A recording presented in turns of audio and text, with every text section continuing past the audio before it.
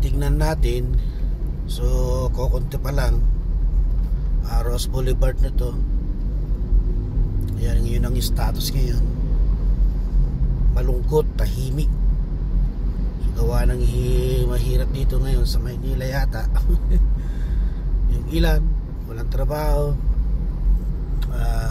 Yan po ang part ng Pasay. Katabi po yan ay MOA. Yan. Yan po ngayon ang status po natin ngayon dito sa Maynila. So parang wala nangyayari. Ganun talaga ang buhay. Go lang, laban lang.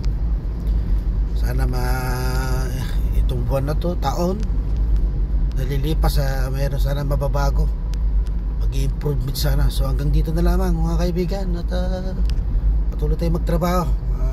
God bless you sa bawat isa. Pagpalain kayo sa pangalan ng ating Diyos na pangamagaling sa ating buhay.